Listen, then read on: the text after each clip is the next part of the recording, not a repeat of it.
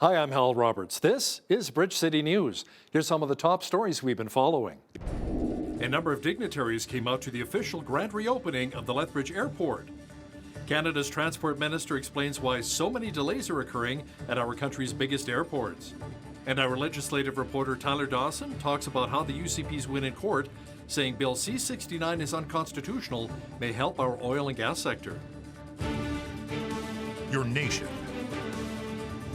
your province, your southern Alberta. From the heart of Lethbridge, it's Bridge City News with Hal Roberts. Thanks so much for joining us. The Conservative Party of Canada is holding its first official debate of the leadership race with 6 candidates vying for the top job. The event is taking place tonight at the Edmonton Convention Centre. Voters got a preview last week when 5 of the 6 candidates took part in a debate in Ottawa hosted by the Canada Strong and Free Network. The debate was unofficial since it was not organized by the Conservative Party's own leadership committee. Now, one of the hottest moments of the night was when Pierre Poilievre blasted former Quebec Premier Jean Charest over his past lobbying work with Chinese telecom giant Huawei. He also described Charest as a masquerading liberal who wants to raise taxes. Charest shot back, saying he's the best candidate positioned to appeal to voters in cities and suburbs. Votes from the card-carrying members of the UCP have to be in by the end of day today to determine Jason Kenney's fate. Results from the UCP Leadership Review will be made known on May the 18th. I asked our legislative reporter, Tyler Dawson, what will happen if Premier Jason Kenney doesn't receive the support he's looking for? If he wins big, presumably everyone's going to fall in line behind him, decide that they're not going to cause trouble anymore, and then he'll lead the party into the next election. If he wins small, then there's the question of whether or not he's going to be able to sort of sustain support from within his caucus and within the grassroots, if we're still going to have, the rumblings of rebellion that we've seen over the last couple of years. And then if he loses, obviously, he said he's going to go. He'll leave with some grace, and there'll be a leadership race to pick a new leader. Legislative reporter Tyler Dawson will have more on the UCP leadership race coming up after Business News. The newly renovated Lethbridge Airport is now fully operational, and today the city had a grand opening ceremony for the facility. As BCN's Angela Stewart explains, the ceremony included some special guests who say this renovation is huge for our city. We are clear for takeoff. The Lethbridge Airport is officially open for business with new improvements and expanded areas thanks to $23 million in funding from the Government of Canada and the Government of Alberta. Before, we didn't even have a restroom in our holding facility. So it's something that's definitely, these enhancements will change the way that travel is. Mayor Blaine Higgins says the city was able to contribute about $2.6 million, which was allocated towards several infrastructure projects at the airport.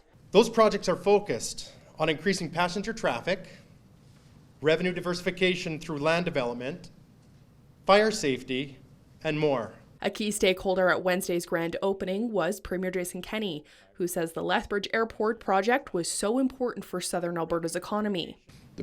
Alberta's government published the Alberta Recovery Plan, a long-term plan to build, to diversify, and to create jobs. And a big part of it was providing stimulus funding through municipalities to get priority infrastructure projects done, not just for short-term job creation, but also to build the long-term architecture. Some of the new perks include expansion to the passenger hold room and adding washrooms to the area, replacing some of the old furniture with brand new modern seating, and much more. Earlier this year, the city announced Flair Airlines will be coming to Lethbridge with the first inaugural flight taking off on December 1st. And now that most of the renovations and expansion has been completed, Kenney says this sets the airport up for great success in the future. We hope the beginning of many more regular civilian air service flights to come out of YQL in the future. So it's definitely a moment worth celebrating. More construction is being done at YQL with future projects expected to be completed by 2023. For Bridge City News, I'm Angela Stewart. Transport Minister Omar Alghabra says staffing is not the main reason passengers are waiting in long lineups at major Canadian airports. He says travelers are out of practice at airport procedures and changes to flight schedules, which means large volumes of people are coming to the airport at certain times of the day.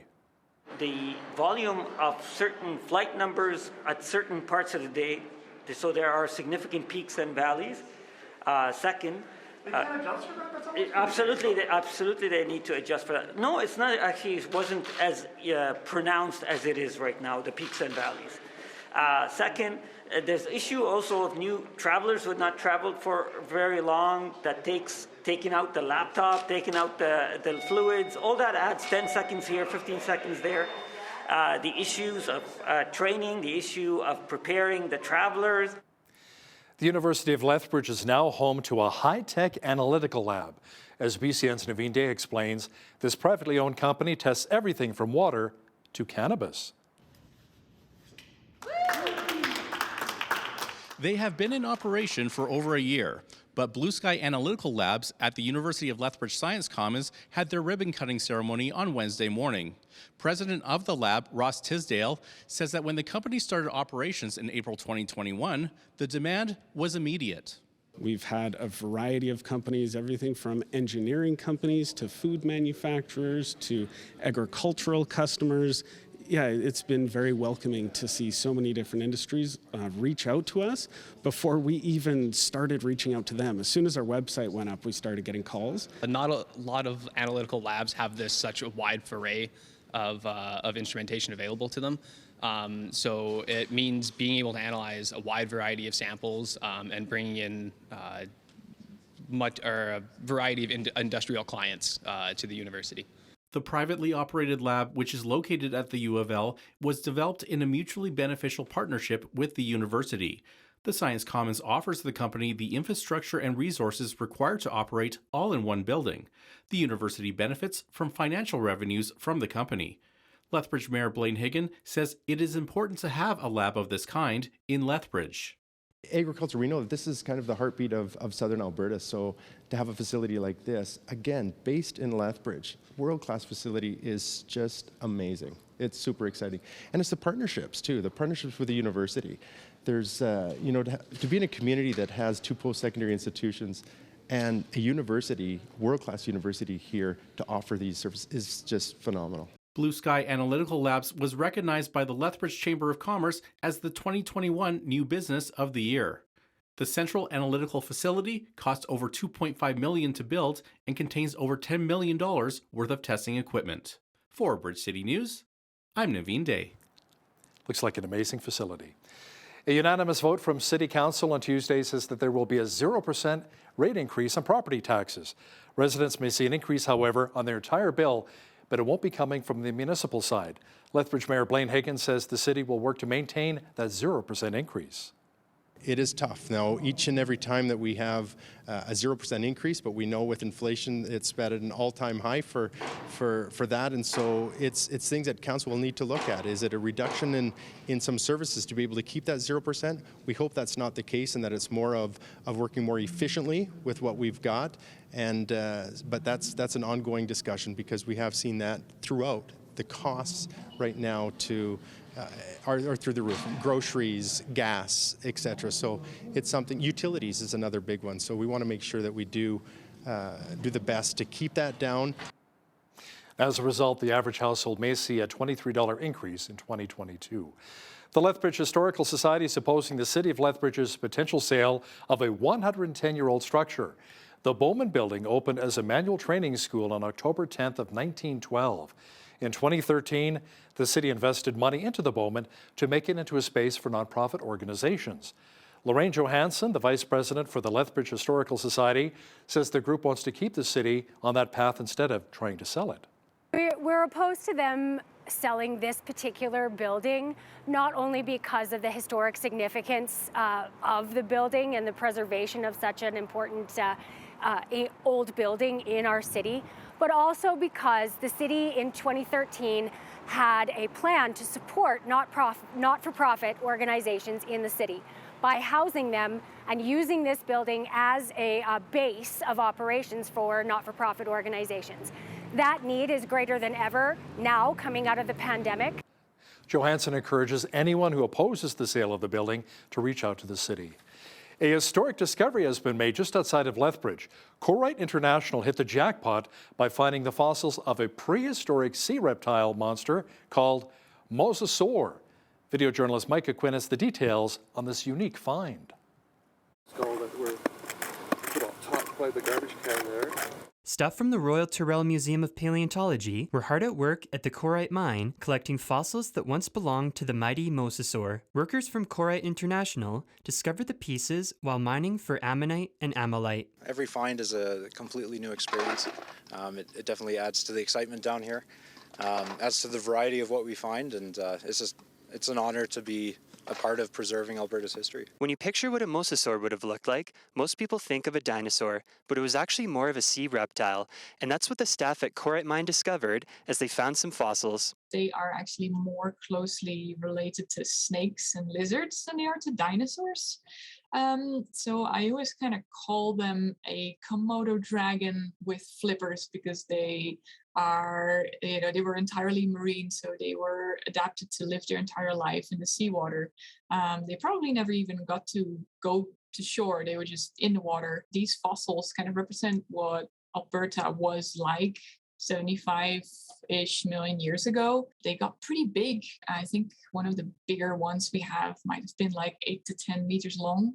So definitely not a guy you'd want to meet when you're snorkeling. But luckily for us snorkelers, they went extinct at the end of the dinosaur era, together with the dinosaurs. Over the last 40 years, Corite has discovered 12 marine reptiles at the mine. Corite always loves to contribute to science and the whole fossil record and the whole knowledge of what we're finding here. So it's wonderful for a company like ours, Corite, to contribute to the scientific fossil record. The decision on where the complete fossil will go once it's done is still up in the air, and staff from the Royal Tyrrell Museum will stay at the Corite mine until the process is complete. For Bridge City News, I'm Micah Quinn.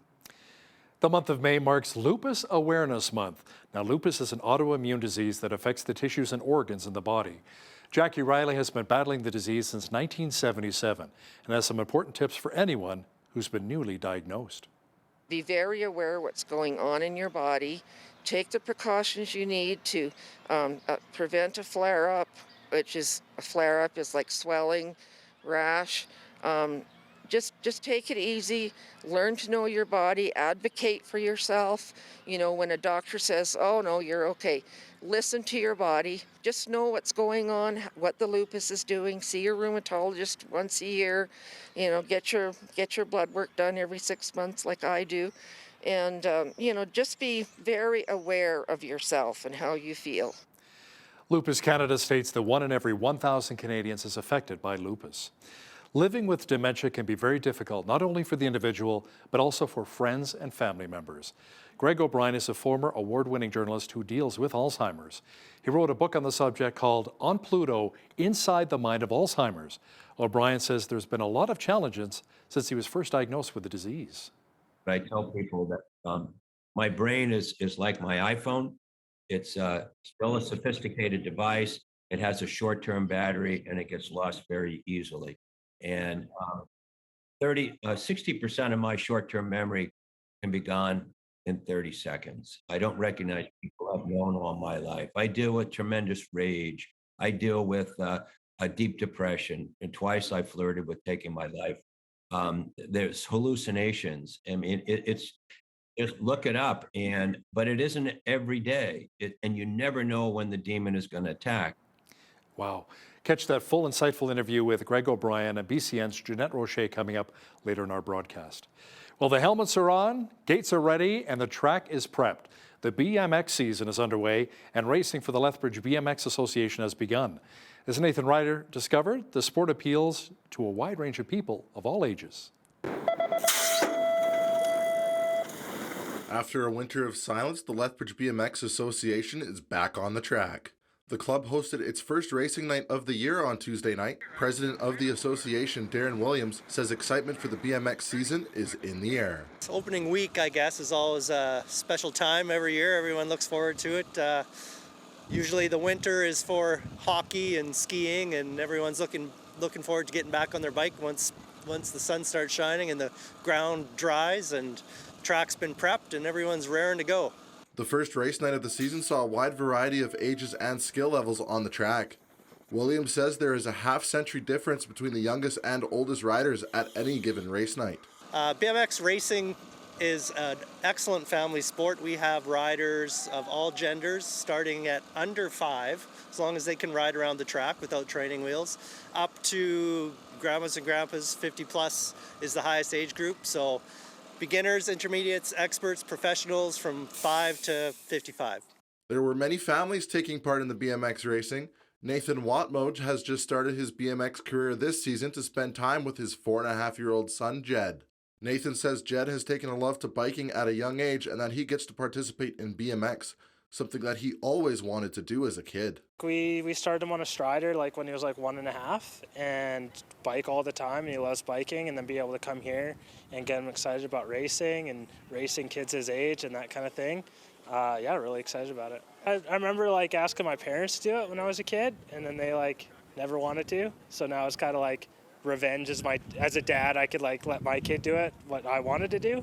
The competition is fierce between the father and son, but if you ask Jed, it's obvious who is the better BMX biker. Are you a better BMX biker than your dad? Yeah. For Bridge City News, I'm Nathan Ryder. As one cute kid. This weekend, the Lethbridge Public Library, along with the city's Public Operations Department, are bringing back their big truck petting zoo event. Now, this Saturday at the library's Public Crossings branch parking lot, you'll be able to learn all about and climb on top of some of the city's biggest fleet vehicles. An official with the library says this is the first time they've held the event since the start of the pandemic. We ran the event in 2019, and that was the first time we'd run it, and we had, I'd say around 2,000 people show up. We had expected around 300, so it was a really huge turnout, and probably one of our most popular events here at the Crossings branch. And so we weren't able to run it obviously during the pandemic, and now we are, and we're so excited because people have been asking about it, and we're getting a lot of positive feedback from library visitors. So we're very excited. Once again, the event runs Saturday 11 till 3 on the west side of the city. Well, we had kind of a mixed bag in southwestern Alberta today, weather-wise. There was sunshine, some clouds, and even light rain in some parts. Jeanette Rocher is in now with a quick peek at the weather forecast. Jeanette, is there a chance of more shower activity developing tonight? Yes, there is. And you know how we still have that looming threat hanging over us of a thunderstorm as well. So into tonight, we're looking at a 30% chance of showers with that risk of a thunderstorm. Winds kicking it up to 40 kilometers per hour, then easing off overnight. Into tomorrow, Thursday, we're looking at another 60% chance of showers with winds from 20 to 40 kilometers per hour, 16 degrees the high. As for the rest of the week, I will tell you all those details coming up later on in the newscast. Great. Thanks so much, Jeanette. The wet weather in Manitoba has closed some areas and provincial parks and delayed the opening of some campgrounds. The Manitoba government says it is advising against traveling in Nopaming Provincial Park. Officials have also closed some trails in Whiteshell Provincial Park. Several campgrounds will also be closed this weekend, including St. Malo, Tullaby Falls, and Caddy Lake. A plane carrying 166 Ukrainian refugees landed in St. John's, Newfoundland.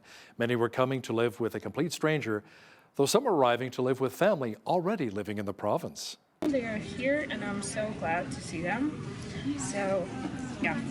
How do you feel? What's it like to see everybody back and your grandmother? It's okay. It's okay. This is an amazing time. As you can see, with everyone all around us, there's such energy here tonight. People are so excited to welcome this flight, and it's an amazing gesture that the province has undertaken. It's amazing, and I'm so pleased that our province stepped up to this and wanted to bring in all these wonderful individuals that we hope will settle well in our province. And Newfoundland and Labradors have a very generous spirit, and that is evident here tonight. That is so awesome to see. Well, the average temperature for this time of year is around 18 degrees here in southwestern Alberta, and we were pretty close to that. Will the warm temps be sticking around? Full weather details are on deck.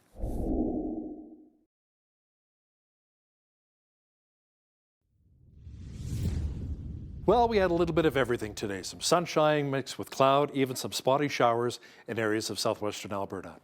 Jeanette Rocher is in now with a complete look at the weather forecast. Jeanette, could we see more moisture developing this evening?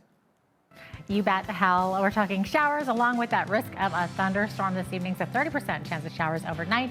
Into Thursday, another 60% chance of showers. That should happen late in the afternoon. 16 the high, 11 the high on Friday with partly cloudy skies. Into the weekend, going to be a beautiful sunny one. 16 the high on Saturday, up to 22 on Sunday. 24 the high on Monday. That's more like it. And then down to 19 on Tuesday with a mix of sun and clouds. So we're definitely getting into the more seasonal, which is average high for this time of year. 18 degrees. We're going to be even higher than that by the weekend. 3 degrees is the average low. 31 was where we were at back in 1949, and in 2005 we were sitting at our chilliest day on record, which was -6 for this day. 5:52 is when the sun rose this morning, and 9:03 p.m. is our sunset this evening, giving us 3 minutes of daylight, longer than we had yesterday. So let's take a look at tomorrow's highs. So on the west coast, we're looking at 10 degrees for both Victoria and Vancouver. Showers in both of those cities. Very gusty winds in Victoria, up to 70 km in the Harrow Strait. Windy along the coast in Vancouver, 17 the high in Edmonton and 16 the high in Calgary. Both of those cities looking at showers with the risk of thunderstorms tomorrow as well. 18 the high in Saskatoon tomorrow. Regina seeing some shower activity, 15 the high. 5 to 10 millimeters of rain expected tomorrow in Winnipeg with risk of thunderstorm and a high of 15 degrees. As we look to the central part of the country, this is where it's very hot. We're getting those UV indexes of 9 or very high. Toronto sitting at 25, sunshine. Going to be cooler near Lake Ontario though.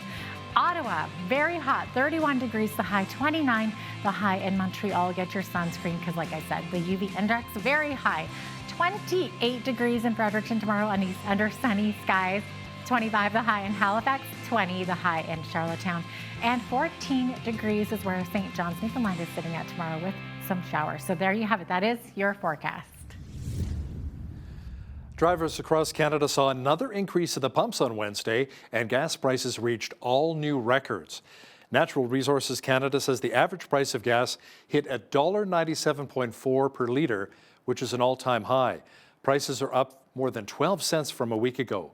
Prices averaged around $2.23 a litre in Vancouver. Toronto's just under $2 a litre, while many places here in Alberta are averaging around $1.60 a litre. Gas prices have spiked as oil topped over $100 US per barrel, partly due to high demand for gas that refiners can't quite meet, and because of supply disruptions related to Russia's invasion of Ukraine. Ottawa is launching an online portal for Canadian businesses to donate to Ukrainian refugees who need help getting set up in Canada. For now, the portal is designed to accept large-scale goods and services like housing, gift cards for high-priority items, transportation, and jobs.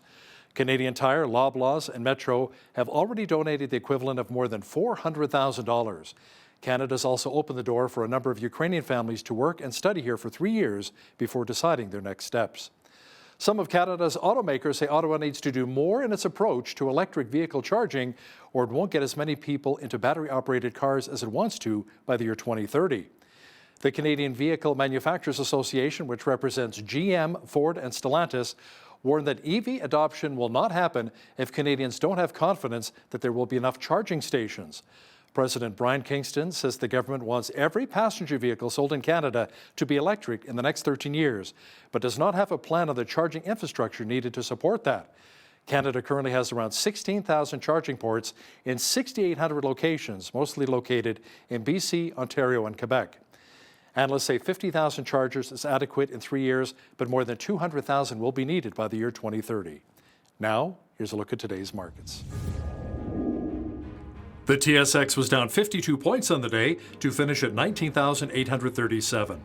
The Dow was down 326 points to 31,834. The S&P 500 was down 65 points to 3935, and the Nasdaq was down 373 on the day to 11,364.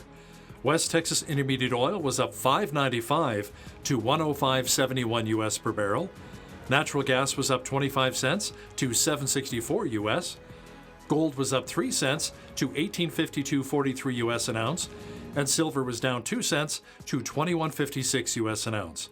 Feed wheat is at $15.10 per bushel, barley's at $10.21, canola's at $25.45, and corn is at $12.32 per bushel. Live cattle were up $1.18 to $133.58. Feeder cattle were down 78 cents to $158.15, and lean hogs were down 73 cents to $100.85. The Canadian dollar was down slightly over the past 24 hours to 76.95 US.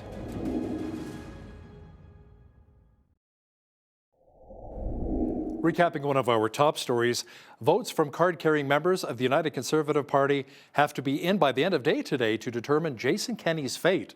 The votes will be tallied up and the results from the UCP leadership review will be made known on May the 18th. Premier Jason Kenney needs 50 plus 1% of the vote to stay on as party leader. Coming up, our legislative reporter Tyler Dawson will have more on the UCP leadership review and which potential candidates have said they'd be interested in leading the UCP should Kenney not survive the review. Tyler Dawson will have details for us next.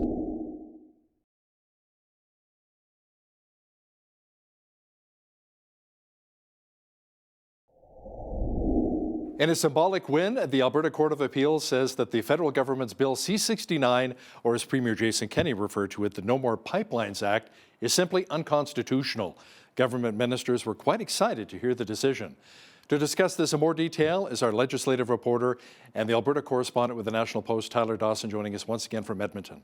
Tyler, even though this is a victory for our country's energy sector, it will no doubt be appealed by the Trudeau Liberals. Yeah, it was like moments, it seemed, after the ruling came out. The Trudeau Liberals were saying that they were going to appeal the decision. So it's what's called a reference case, wherein a government basically says, hey, look, this thing has happened. Can you tell us if it's constitutional or not? And the Court of Appeal, the same thing that happened with the carbon tax. And the Court of Appeal says that, in their opinion, this is unconstitutional. The sort of key thing here is that this is not binding. So it's not, in effect, nothing happens really beyond the symbolic victory of it. But obviously a big win for Kenney's government that has been criticizing this piece of legislation for years now. A bit of a blast from the past, really. But, you know, the big show will be at the Supreme Court of Canada when the sort of final decision's made on the constitutionality of the legislation, which is now called the Impact Assessment Act, which has a little bit less of a zing to it than Bill C-69. So we'll have to see what happens there. But for now, certainly Kenney and the ministers are basking in the glow of their victory. Tyler, today marks the deadline for those voting in Jason Kenney's leadership. And they have to get their ballots in for storage and counting by the end of the day today. And then on May 18th, we'll find out if Kenney will receive the 50 plus 1% of the support he needs to stay on as UCP leader. Now, if he doesn't survive, explain really what happens. Yeah, so it's hard to say. If he wins big, presumably everyone's going to fall in line behind him, decide that they're not going to cause trouble anymore, and then he'll lead the party into the next election. If he wins small, then there's the question of whether or not he's going to be able to sort of sustain support from within his caucus and within the grassroots, if we're still going to have, you know, the rumblings of rebellion that we've seen over the last couple of years. And then if he loses, obviously, he said he's going to go. He'll leave with some grace, and there'll be a leadership race to pick a new leader. You know, that option is an interesting one because, of course, it's going to take time to come up with a new leader, maybe 3 months, maybe 6 months. Most likely, I would expect you'd have an interim leader up until the annual general meeting, which is usually held in sort of late November, early December, around there.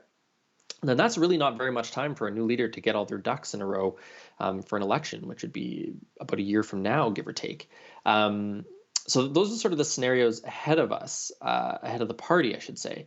And the interesting thing to see as well is where the support for Kenney and the dislike of Kenney is coming from. You know, a lot of UCP members are in rural areas in small town Alberta. You know, so there's a lot of political power there. It's not all the cities that are going to be dominating it. So it'll be very interesting to see what happens in a week. Could be a very different province the next time we talk.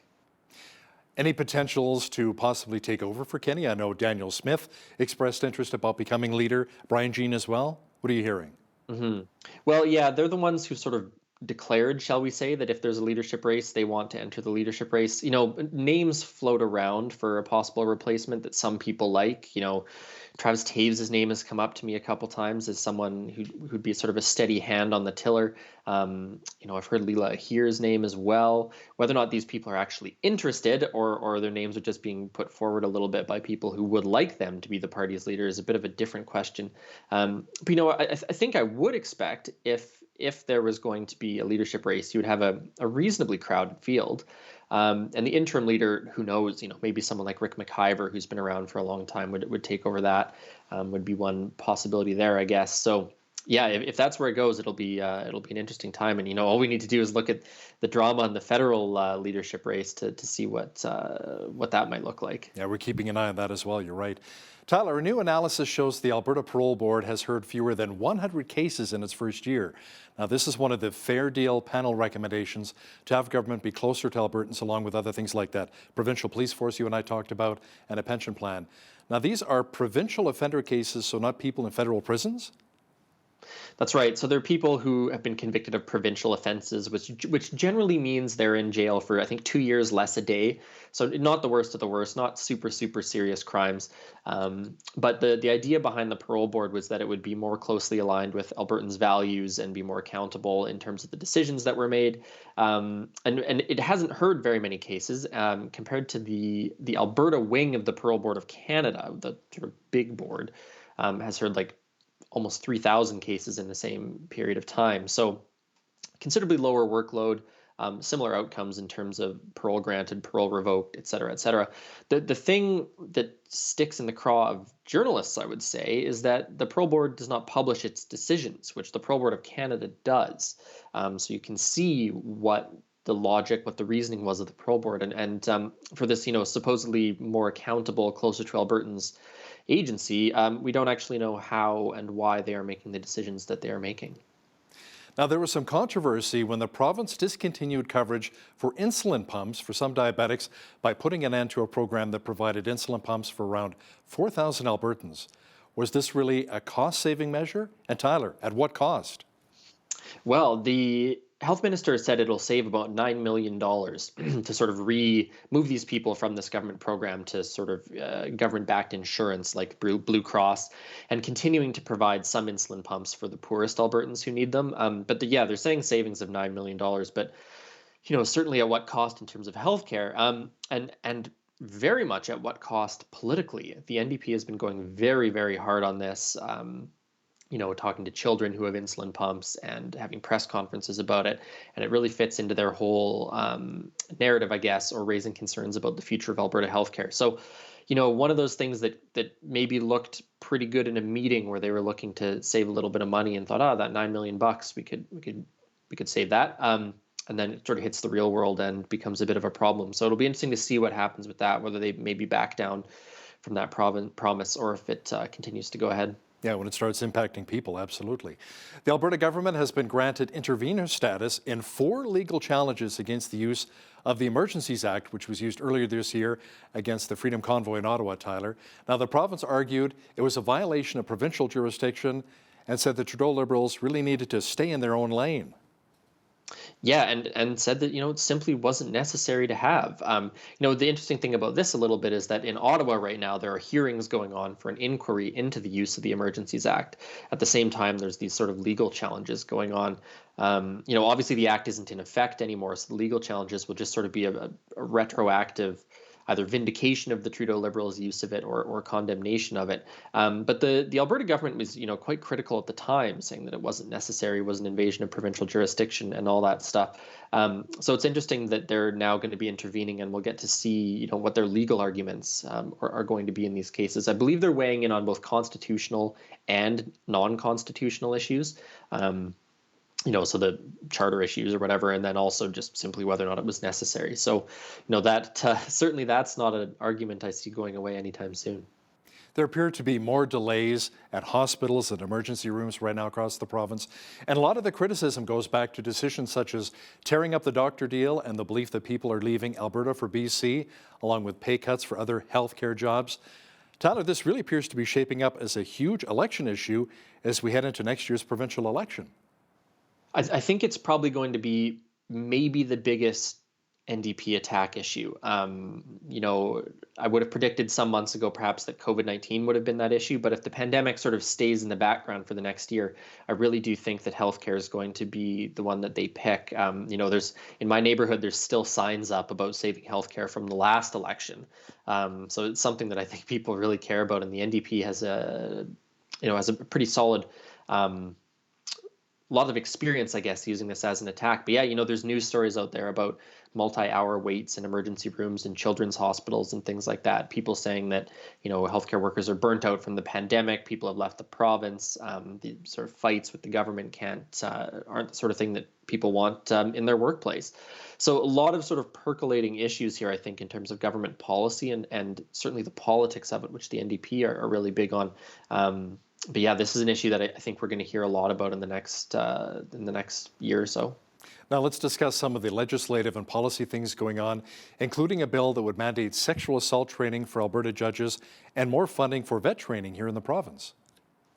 Yeah, so there's always the politics of stuff going on, but there's also the policies and the debates in the legislature and committees and bills and all that fun stuff that's a little harder to keep track of. So the sexual assault bill, as you say, is just that. It would mandate training for judges, because obviously judges hear these cases, hear sexual assault cases, and some of the myths, I guess you could say, about sexual assault do come up in courtrooms.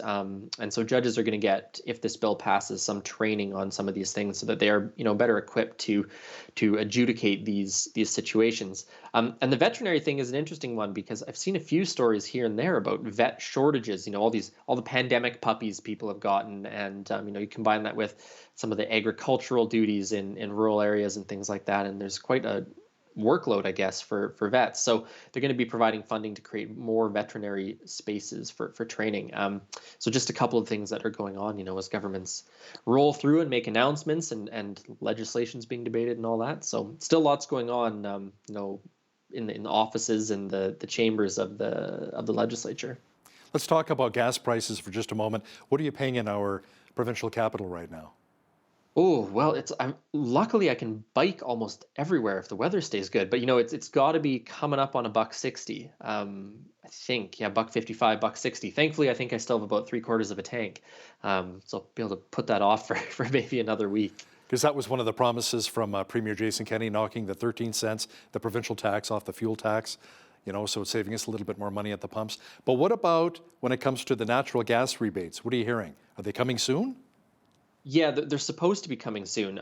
It seems like there's been some wiggle room offered for it to be coming later in the summer, but I think the last time we talked, they're planning on something like a June rollout. And this, of course, is the $50 a month for January, February, March, I believe, for high natural gas bills. So essentially a $150 rebate. Little unclear, I guess, is maybe the answer on when it's supposed to come, but soon is I think what people are hoping for. And on the gas tax thing, I guess maybe the way to look at it is at least it's $1.60, not $1.73. But or like $2.22 in Vancouver right now, $2.22 a liter in Vancouver. It's just unbelievable. It certainly could be worse, I guess. Has the UCP talked about any other potential rebates or help to fight inflation? Because it appears as though maybe the Trudeau Liberals are not helping as much, so maybe Kenney can help out a little bit more. No, nothing that immediately leaps to mind for me. There are some signs of some of of a little bit of cooling here and there in some of the housing markets in particular that suggest that some of the things the Bank of Canada is doing are maybe slowly helping with inflation.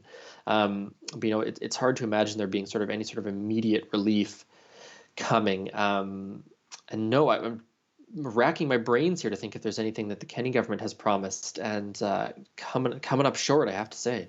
I'm just thinking as we lead up to the provincial elections, so hey, a few more handouts here leading up to the election. Mind you, they're taxpayers' handouts anyway, so it's our money, but even still. Yeah, well, I was going to say, I said that healthcare was going to be the big election issue, but I think you're totally right that the cost of living is going to be one of the other ones. And a lot of the UCP people I talked to when the fuel tax cut was announced, we're like, this is a cost of living thing. This is going to be a big issue in the next year. The childcare deal, all this stuff that can either stand on its own as a policy decision, but it's also a cost of living thing. So I think we're going to hear a lot about cost of living in addition to healthcare.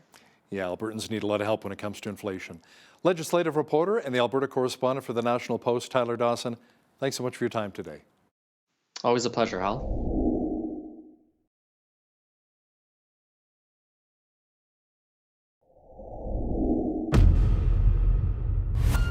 This is a quiet thief in the night that relentlessly robs from the patient the sense of identity, personality, and ultimately the very essence of self. It's like having a sliver of your brain shaved every day. It took out family members. Now Alzheimer's has come for me.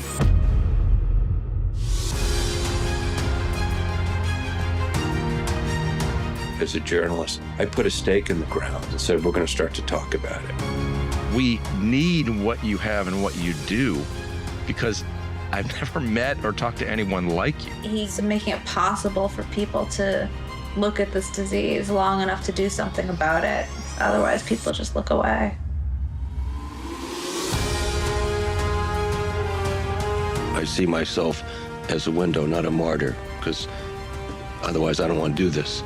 This is a guy who makes everyone around him feel great, despite the fact he doesn't feel so great. And that cannot be easy.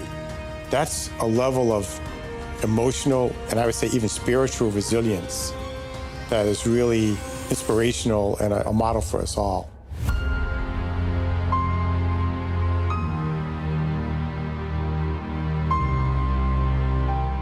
Well, most of us either know someone who has Alzheimer's or we have a family member living with the disease. We're joined today by Greg O'Brien, who is an award-winning journalist and author of the best-selling book on Pluto, Inside the Mind of Alzheimer's, which inspired the documentary film Have You Heard About Greg?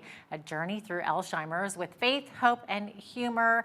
We are so pleased to welcome him to the show today, joining us from Cape Cod, Massachusetts. Greg, welcome to you. It's so great to have you with us.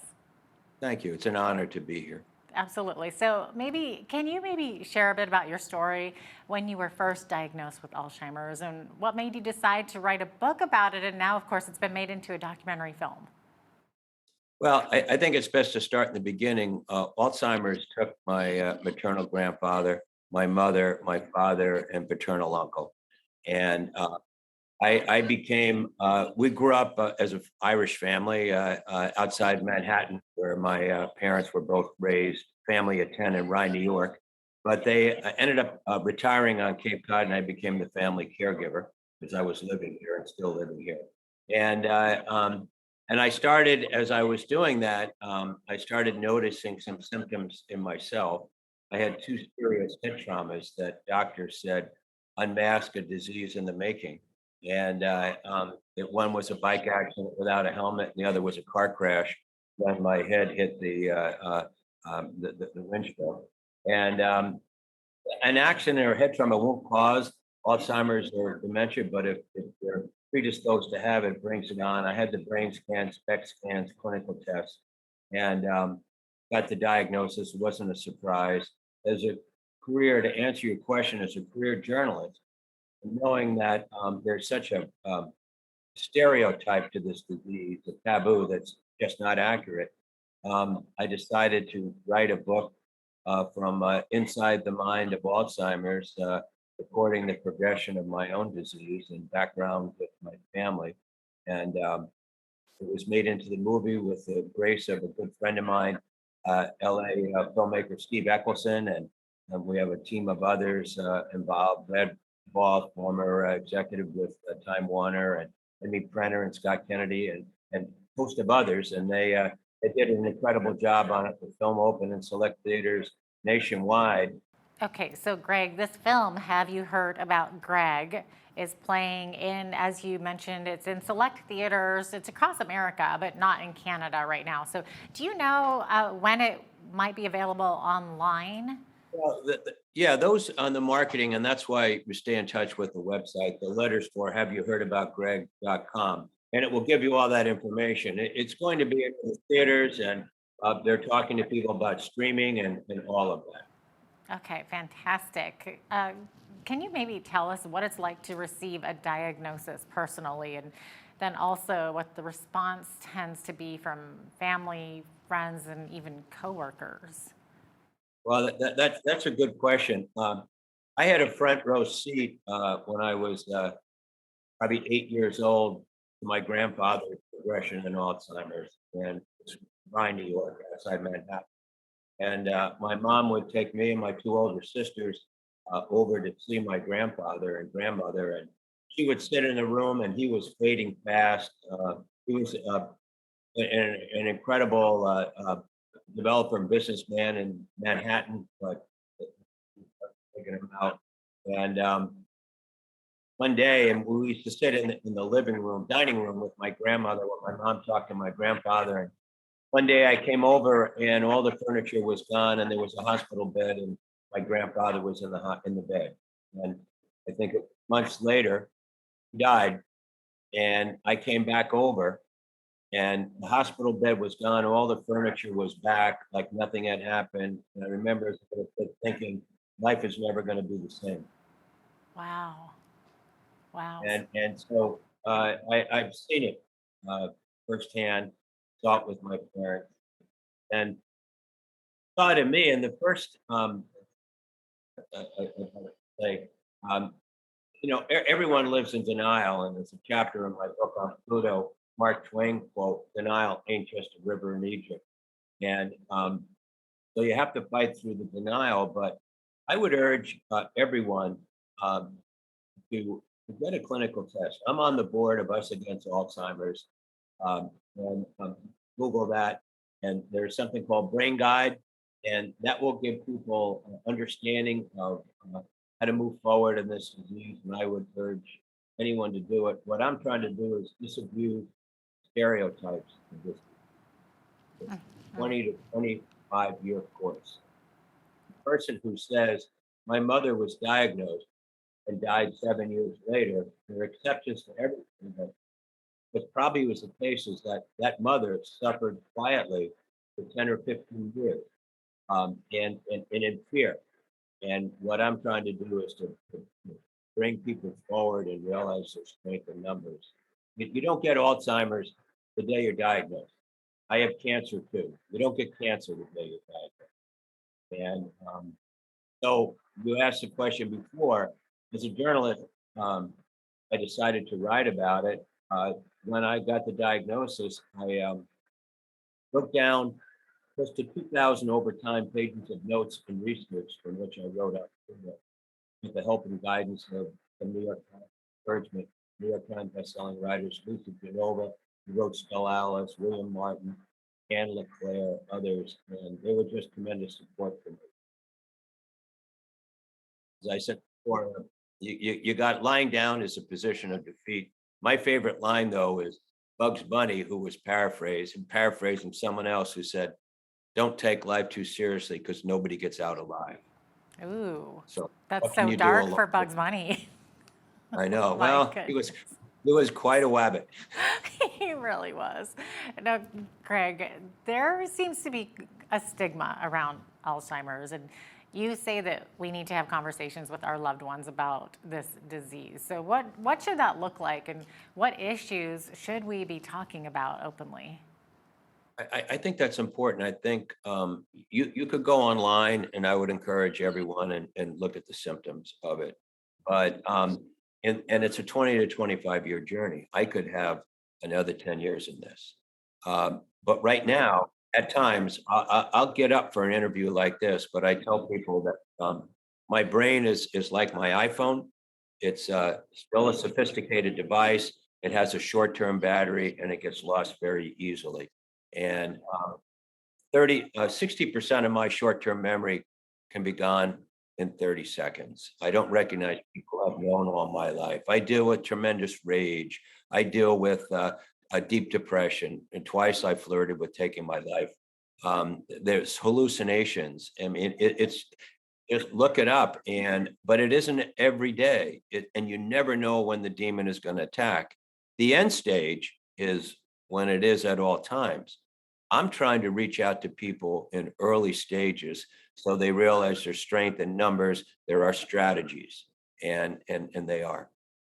And the film is about my book, but now more importantly, the film is about those strategies of walking in faith, hope, and humor. Wow. What research waits for a cure? Definitely. You're going to make me cry. My best friend's mother just died last week of Alzheimer's. And oh, God, it is I'm so sorry. It's really, yeah, it's quite a disease. And I'm so sorry that you have to go through that. And just what you're describing sounds just well, horrific.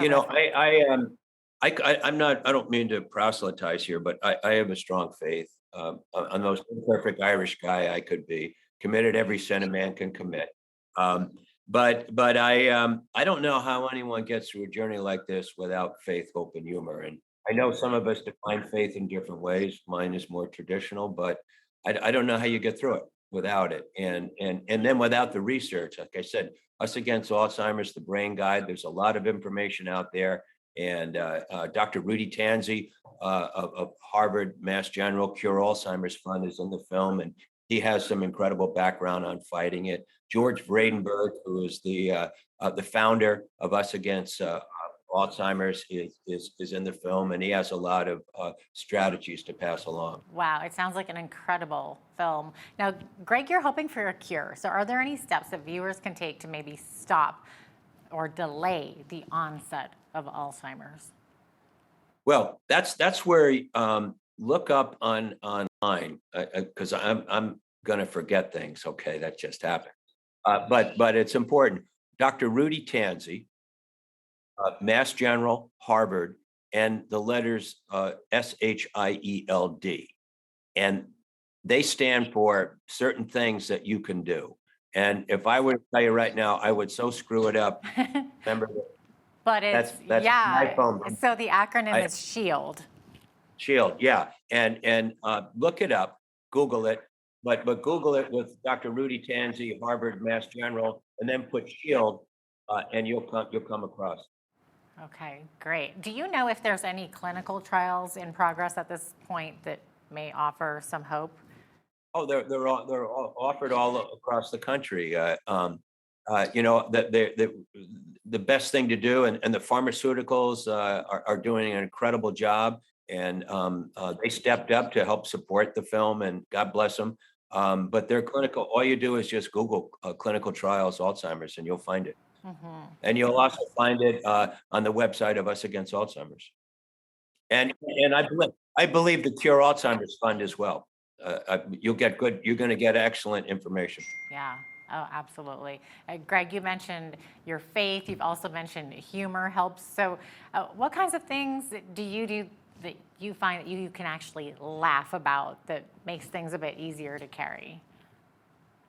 Well, you have to laugh at yourself. And there is a side of me in this disease, you lose filter. And I don't know if he's a big deal up in Canada, but Larry David, the producer down here, really funny. He says what's on his mind. He's a hero of mine. And so you have to be able to look at the funny things in life and laugh at it rather than say, I'm going to lie down. And so that's, you have to have, you know, I was blessed with an Irish humor, and also blessed with what the doctors, you could look up Harvard Medical School, write about cognitive reserve, which my mother had, an extra fuel tank of IQ to get you through it, but it dissipates. And it's like, if you think of a boat, it's an extra fuel tank in the boat, but like all fuel tanks, it goes away. So, Greg, when you find yourself lapsing into that place where your mind isn't functioning properly, what kinds of things can family or caregivers do that are helpful to you? And also on the flip side, what are things that are not helpful? Well, I think it's a 4-letter word, but don't get nervous. It may not be the word you're thinking of. It's called love, LOVE. And I think that's what people in this disease, people around them need to show love, and love can be felt in the heart, which I believe is the place of the soul. And it's touch. It's letting the person know that you love them. If they make a mistake, not overcorrecting them. A good example, and I've used this in speeches, if someone in Alzheimer's says, what a beautiful red wall that is, and the color is blue, and someone keeps pointing that out to the person in Alzheimer's, and generally, unless the final stage, they obviously know that it's blue, not red, because you corrected them. And the more you correct them, the more they feel badly about it and go inward. So does it matter if the wall is red or blue? It doesn't. Right. And I'm just using that as an example, but it's love, it's touch, simple touch. And That's what I would advise. It's understanding. It's, we love you, we're here for you, and treat them like you would treat yourself. Don't treat them like in the old days, Father Damien and the Bells, the leper colony in Hollywood, not Hollywood, Hawaii, another H word, Hawaii. Don't treat them like an untouchable. You're not going to get Alzheimer's from touching someone. That's not going to happen. Great advice there. Thank you so much for being with us today, Greg. It looks like we're out of time, but once again, thank you. Greg O'Brien is the author of On Pluto, Inside the Mind of Alzheimer's, and is featured in the new documentary film, Have You Heard About Greg? A Journey Through Alzheimer's with Faith, Hope, and Humor. So great to have you on today, Greg. All right, God bless you. Thank you very much. I You appreciate as it. well. I'm Jeanette Roche on behalf of all of us here at Bridge City News. Thanks for watching.